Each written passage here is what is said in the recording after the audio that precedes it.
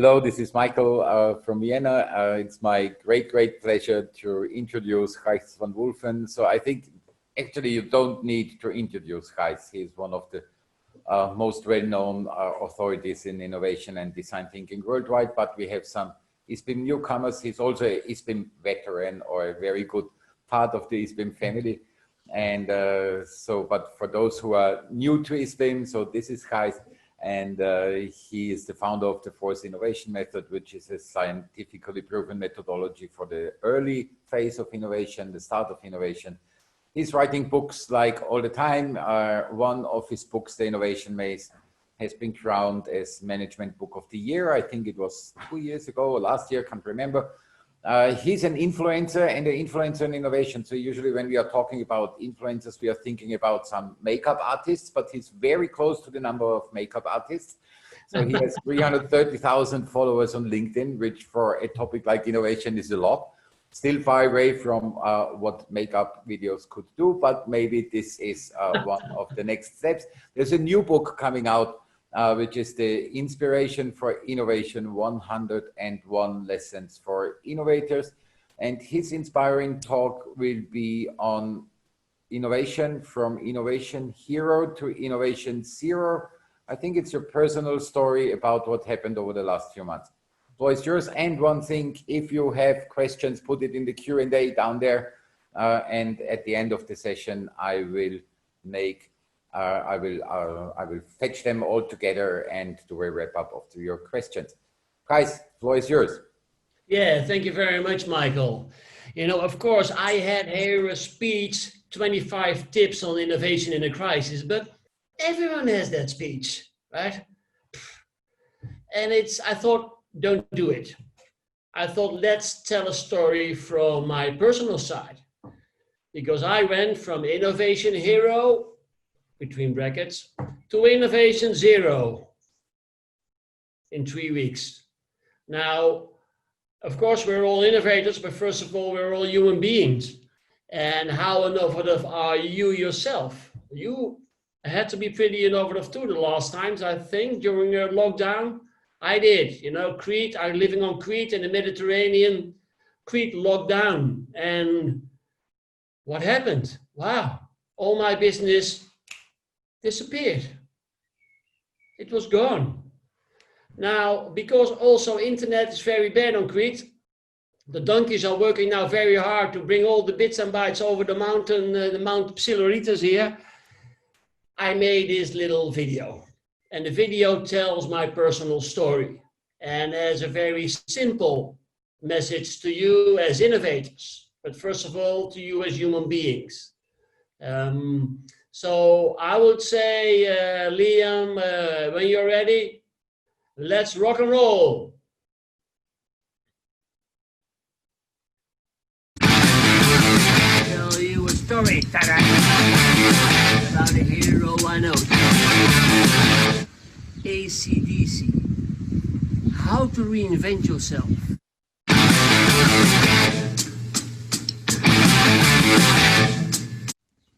I like to tell you a story. It is not based on a true story. It is a true story about reinventing yourself. Once upon a time, there was an ordinary boy in an ordinary family in the Netherlands. He loved to read travel stories. One day at school, he suddenly won a big prize for his ordinary thesis, and he became the first one of his family to study. He was intrigued by those big, fast-moving consumer goods companies and worked in soups and cans. But he found out, after 7 years, that nothing moves fast in a fast-moving consumer goods company, and he left frustrated. The Dutch boy went into business consultancy, reorganizing companies, trying to revive them. But all his advices were not invented here, and nothing happened, leading to another 7 years of frustration, while he was still fascinated by travel books. When he was 42, he earned a lot of money, but had absolutely no added value for society whatsoever. I'll tell you a story about a hero I know. AC/DC. How to reinvent yourself. His ultimate goal was to let old elephants dance again, to help big organizations start innovation the right way. So, he did a startup, end of 2002. Doing a startup 1 year after 9/11 was not a smart thing to do. After 6 months, there was hardly any income and his business partner stopped. But this ordinary Dutch boy who loved to read travel books continued. He started to earn a little money as interim manager and was searching for innovation methods to adopt. But more than 20 years ago, before YouTube, before Facebook, there were no innovation methodologies. So the Dutch boy decided, I'll make one myself. And he started to study creativity, or design thinking as we would call it now. And in a startup, he started to do small brainstorming jobs. And then, on the first day of his summer holiday in the Austrian mountains, with the family he went mountain biking, but he was not very skilled and crashed downhill. Dutch boy hurt his knee and had to sit still for a week, while the rest of the family went out on a holiday.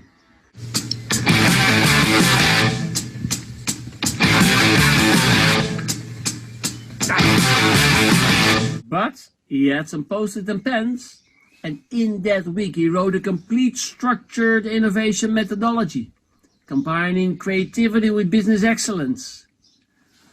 And his innovation method, after reading travel books, 30 years, had the shape of a map with 5 islands, and he named it FORTH, fourth. But would it work? A big organization under attack of a startup needed to innovate in 2005 and hired Dutch boy to experiment with his new methodology. And it really worked. So in 2006, 1 year later, he published his first book in Dutch and started to train people who could use his methodology for free, as he wanted to make people better innovators. In 2008, a second edition. In 2012, a third edition in Dutch. The methodology took off. Of course, because in the Netherlands, he was a Dutch boy. Then someone asked him, what is your big dream? And he said, to make everybody in the world a better innovator. And from that moment, he continued in English. He published a classic innovation bestseller, The Innovation Expedition, in 2013. Now, in the same year, LinkedIn reached out to him. And after signing an NDA, he was suddenly in a list with 150 people. Barack Obama, Richard Branson, Ban Ki-moon. And suddenly this ordinary Dutch boy was a LinkedIn influencer. And now his posts on innovation were read by 50,000 or 100,000 people a day. And this is how his methodology spread all over the world. Now, Dutch boy was invited to explain his methodology with 3M in the US, with Huntsman in Europe, or with NEC in Japan. And he was asked to do keynotes in Cape Town, Melbourne, Guadalajara. The boy who loved to read travel stories made an innovation map, which takes now himself all over the world traveling. As global speaker now, he could live wherever he wanted. So he emigrated to Crete, an island in the Mediterranean Sea, in 2019. He spends now more time in airplanes than in cars. He was invited for top keynotes for thousands of people, being picked up in limos and being the guest of honor at poshy conference dinners. In the meantime, on LinkedIn, he had 330,000 followers. The Dutch boy was now an innovation hero. But then came Corona.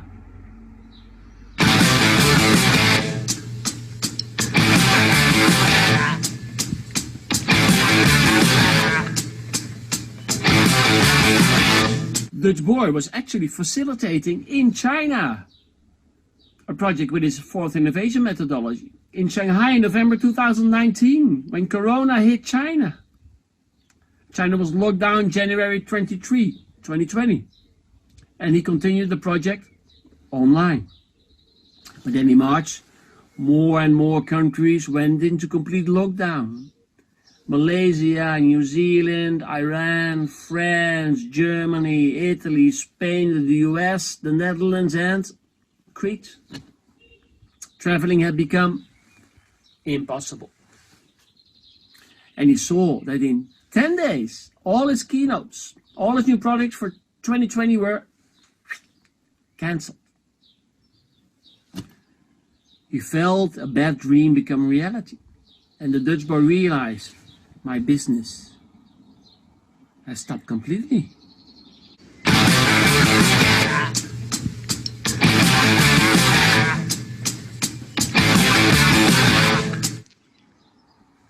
Now, living on Crete is not a punishment. Every morning he enjoys the wonderful views over the sea to Rednimo, with Mount Ida in the background, the mountain where Zeus was born. He hears the wind through the leaves of the palm tree, and he hears the bells of the sheep grazing in the wild. So he had time to reflect. And the first thing he has to do was accept. He accepted that the unimaginable happened and deleted all his business appointments for 2020 from his iPhone. Then he read, because he had a lot of time to read. And he read a true story about the Greek philosopher Epictetus, who was a slave and lived 100 years BC. Mind you, BC is not before Corona, right? It's before Christ. Epictetus said, some things are in control and some things are not. Control the controllable.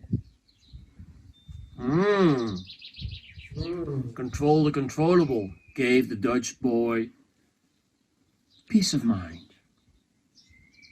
And he thought, I can either exploit or explore this new reality. Now, almost all coaches and trainers and consultants, what did they do? They moved from live to online. So they first gave free webinars, and then after 4 or 5 times the database was filled, and he started emailing for paid webinars. You could follow 10,000 free webinars on LinkedIn today. And the Dutch boy considered it for a moment to become an online webinar guru like the rest, but he just had to write a 6th book on innovation, promoted them on 330,000 followers on LinkedIn, and exploit paid webinars. But then, Dutch boy had a telephone call with his son. His son, Wisse, was 23 years old, but he was a digital guy, doing blockchain, doing Bitcoin. And he was a bit worried about his old dad. And he said, have you ever thought of YouTube? And a seed was planted. All keynote speakers were on YouTube, but only with their keynotes. The Dutch boy also. But in innovation, no one was building a channel, inspiring on a regular basis people to become great innovators. Now, I am glad that the Dutch boy didn't know that there were already 31 million YouTube channels live. So that's what he did. He disrupted himself by starting a new video channel, Inspiration for Innovation, with practical how to innovate videos to make you a great innovator in times of crisis and beyond. He went from 330,000 followers on LinkedIn to 0 subscribers on YouTube. From Innovation Hero on LinkedIn to Innovation Zero on YouTube. The Dutch boy disrupted himself. During the lockdown, he started to make innovation videos with his wife Anna on his iPhone and published the first movie, Bart's 26. He now knows that he's competing with 31 million other channels to get views. But you know what? He doesn't care. He's on a mission, following his passion to inspire others, ideating, filming, editing and publishing innovation videos. Every view makes him happy. If you like this movie, please do a thumbs up. He would love that. So the Dutch boy continued. Now, what is the takeaway from this true reinvention story? Tell you a story about a hero I know. AC/DC. I'm sorry? AC/DC. AC/DC, yes. Remember the Australian rock band from the 70s? AC/DC. First of all, accept. The C of control the controllable. The D of disrupt.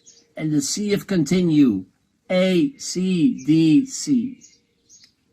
Now, what happened to the Dutch boy? Well, he went in 6 weeks from 0 to 587 subscribers, with 18 videos published. Now you can make him very happy now to subscribe on his innovation channel.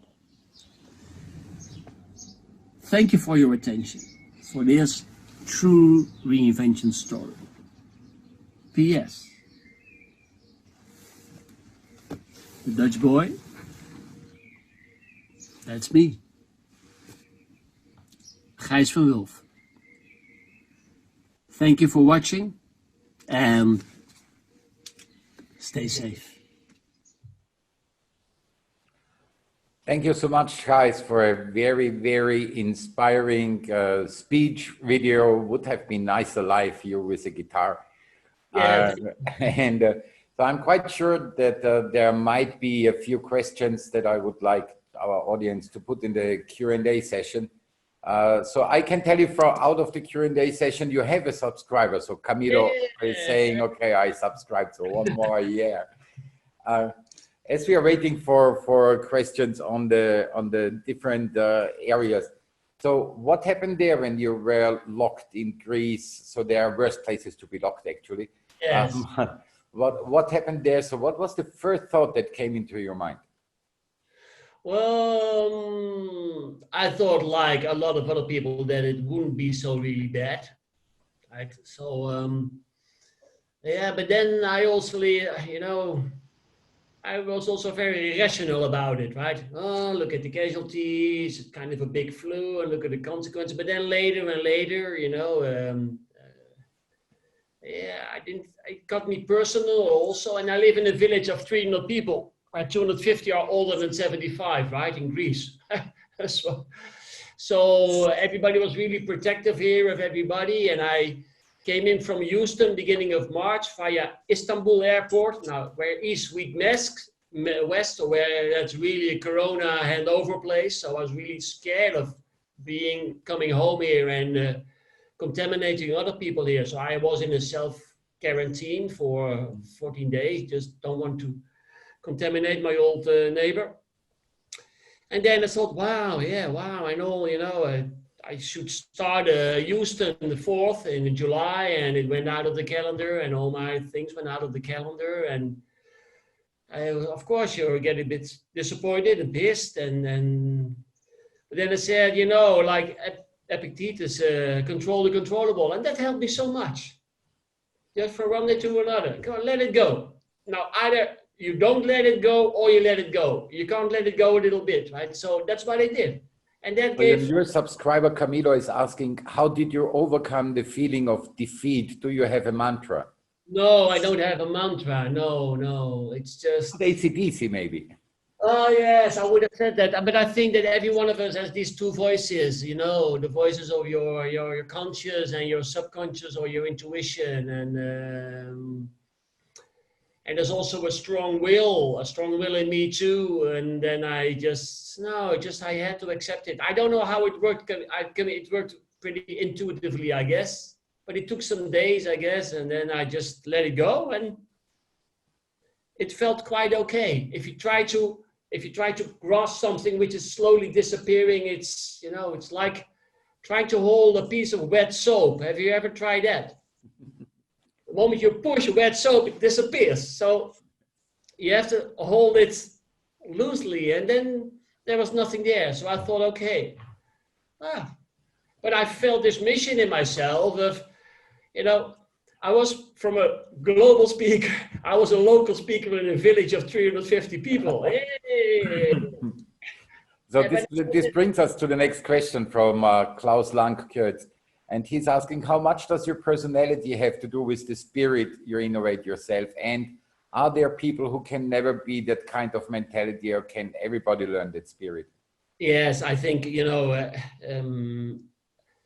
I think urgency is what you need, right? And I think everybody, almost everybody has this capability of doing so. Much more people can than they do. When you're in the situation that you have to reinvent yourself, you will reinvent yourself. So a lot of people have it. I don't know how it really works with others, but I know urgency helps. I know acceptance helps, right? Mm-hmm. We don't go back to the old normal. There will be a new normal. So let go of the old and be open-minded to the new. And when you want a little bit to the old, that won't work. So it's kind of Control-Alt-Delete. Either you accept it and you are open-minded, or you are not. You cannot be a little bit open-minded, right? Exactly. It's impossible. You are open-minded or not. So, and at some point you go over this threshold, and when you accept that, instead of all the worries here, or no, I never lay awake at night, but you know, then there comes some quietness in yourself. Mm-hmm. And then I trust on an inner voice which comes to me and says, well, this is the way to go.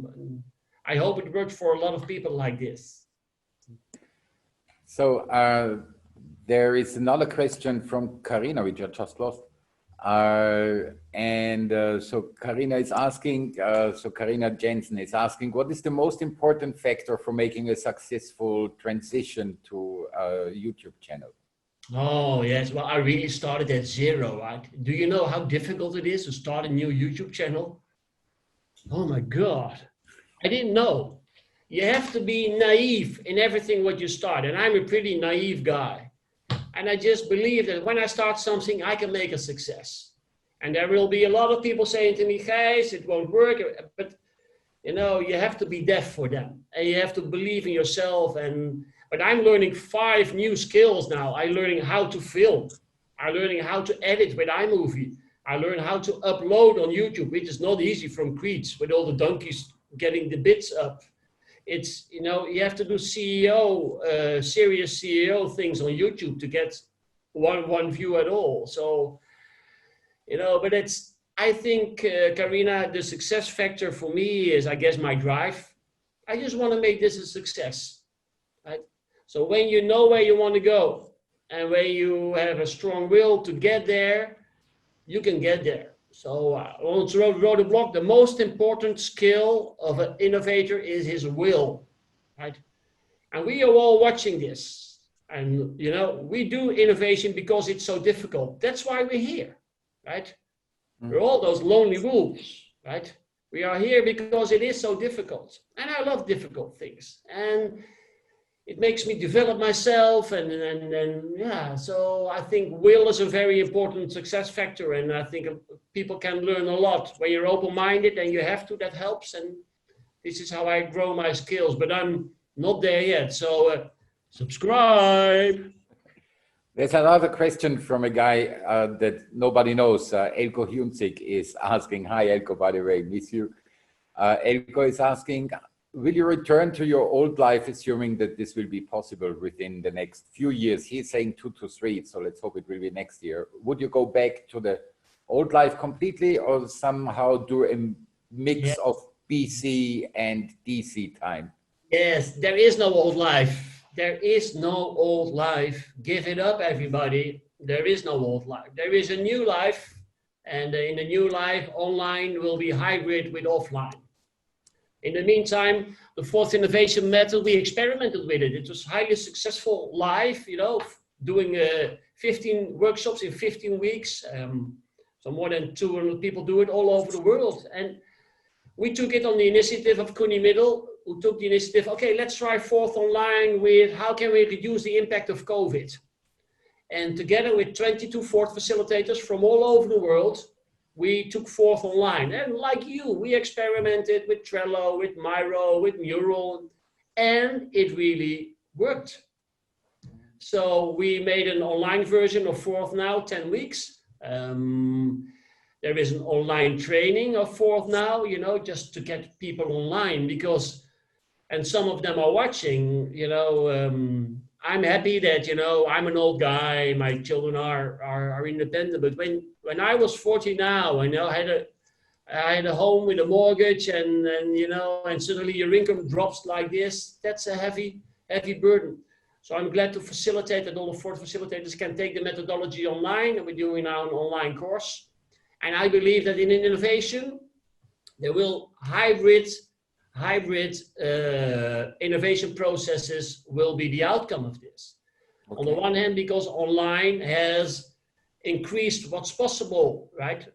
On the technological part, on the mentality part, online is now dominates our world now. So, and I think that in some of the processes, right, when you think of incubation, ideation, reflection, I think both in incubation and both in reflection, having an online platform where you can work, you know, not in workshop, but individually yourself, adds a lot to the innovation process. That's what I also learned.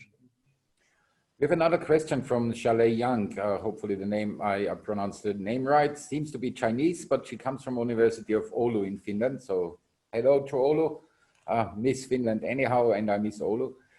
So she's asking, how did you manage to keep your energy level high? Oh, Chalet, I get up at 6 o'clock in the morning. So today I publish every Monday and Thursday a new video, yeah. And I'm up at 4:30, but then my wife said, Gijs, you have to wait for another hour until I can get out of bed. It just, for me, is so energetic trying to build up something new. And, you know, when you're on your sweet spot, then you have a lot of energy. So it's there because I am so enthusiastic and because I get nice responses from people who say, wow, this is so nice. I can find it 25 how-to videos and you really help me in how I can reinvent myself. And that gives me the energy and yeah, that's get me out of bed very early. And I don't think it matters if I work for myself or not. I got more freedom, of course. I can do what I want, but I work now harder than ever because I'm doing something new myself, which is so nice. I would have gone and written my 6th book and then push it via LinkedIn and do professional paid webinars. But I like to make everybody a great innovator. Not only the rich one who can pay it, but also the people in Africa, or when you're from Brazil, or when you're from Southeast Asia, or when you're from India. So I like to give the knowledge for free as long as I can stay alive in a good shape. And I think YouTube is that, and that gives me a lot of energy. So we have time for one last question, and Lokesh Venkadaswamy was asking, what is your thoughts on the experience of delivering physical and virtual? So I think he means, so switching from physical to virtual is somehow easier, but can you switch back afterwards? Yes, well, I don't know if we have to switch back, Lokesh. You know, I think that it's there to stay online. So I think we should get the best of both worlds united in a methodology, and also for you in Bangalore in India, right? It's so I don't think there's a getting back. I only think there's a new normal, and I think online is here to stay. And for us as innovation facilitators or innovation managers to merge the best parts of both and start sharing. And I think that the impact of online is much bigger. It's much more democratic, right? It's now a ticket only costs €100. I bet, you know, it's more available for people. So let's innovate more broadly. And when we innovate online, the whole world is our audience and our podium. Very fine. Time is unfortunately up. Thank you so much, guys. Goodbye, everybody. Michael, Bye. thank you, everybody. Hope to meet you. Bye. Stay safe. Enjoy yourselves.